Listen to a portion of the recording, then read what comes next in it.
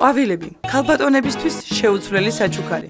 ბევრი სუსტი სქესის წარმომადგენელი და არა მხოლოდ ისინი, როგორც წესი, ქოთნის ყვავილების მოყვარული არიან. თუ თქვენ ქოთნის ყვავილებს აგროვებთ და ამ საქმეში დამწყები ხართ, მაშინ გახსოვდეთ ყვავილების მოთავსება ძირითადად ნათელ ოთახშია რეკომენდებული. ეს განსაკუთრებით სინათლის მოყვარულ მცენარეებს ეხება. ყვავილებს წყალი უყვართ. იცოდეთ, მცენარეებს ოთახის ტემპერატურის წყალი უნდა დავასხათ.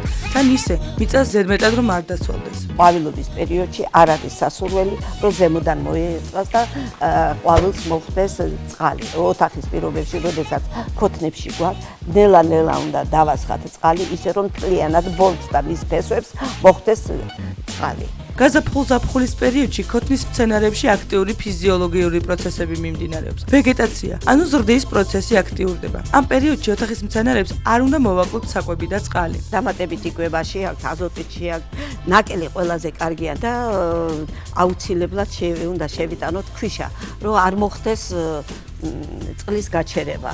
წყალი თუ გაჩერდა და დრენაჟი არ ექნა კარგი, გამოიწვევს ამ მცენარის ლფობას.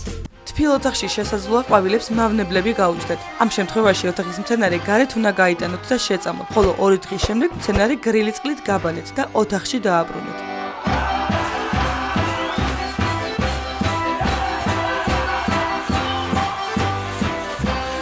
როგორც კი შეამჩნევთ, რომ მავნებლები გაუჩნდა, ან დაგმინდა, ან მოიწინა მცენარემ, აუცილებელია შენობის განიარება. საყვავილე მაღაზიებში იყიდება მიკროელემენტები, იყიდება დაავადებების მიმართ და მავნებლების საწინააღმდეგო პრეპარატები. თუ მაგალითად ოთახის პირობებში გვექნება ეს შროშანები ქოთანში, ამ შემთხვევაში მის ფოთლებს ოთახის პირობებში არ ვასუფთავებ. გასუფთავებას არ აქვს დიდი მნიშვნელობა. ეს ფოთლებს ვასუფთავებთ დიდი დიამეტრის ფოთლები რო აქვს მაგალითად მონსტერას, არმას, იმათ უნდათ ფოთლების გასუფთავება, იმიტომ რომ მოხდეს მცენარის სუნთქვა და როდესაც მცენარეებს ძალიან ბევრი მტვერი ედება, სუნთქვა კლებულობს და ესე იგი მცენარეც ზიანდება. თუმცა გახსოვდეთ, რომ ყოველდღიურად მტვრის მოცილება პატარა მცენარეებს არ სჭირდება. იმისათვის, რომ დიდფოთლიან მცენარის მტვერი მოვაშოროთ, საჭიროა უბრალოდ ღრუბელი ან ჩვარი დავასოლოთ, გავწუროთ და ფოთლები ფრთხილად გავწმინდოთ. ბუსუსიან ფოთლება, ყვავილებსა და კაქტუსებზე ეს წესი ცხადია არ გამოგვადგება. გახსოვდეთ, რომ არიან მცენარეები, რომელთაც ზრუნვა შედარებით ნაკლებად სჭირდებათ. ია კვირაში 5ჯერ, კაქტუსი თვეში 2ჯერ, შობის ვარსკვლავი კვირაში 3ჯერ, ოთახის კალები ყოველდღიურად. თუ გარეთ გაიტანენ ამ ამოყვავილე მცენარეებს, სასურველია დაიდგას ისეთ ადგილას, სადაც არ იქნება ორპირი ქარი და პირდაპირ ზისხივები არ მოხდება.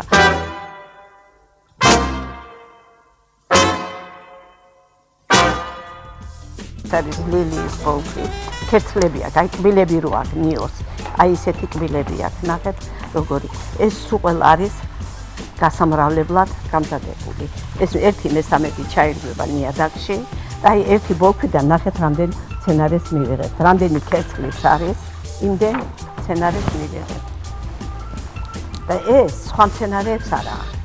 არც ტიტას, არც ნარგის და არც ერთ მცენარეს გარდა ლილიისა.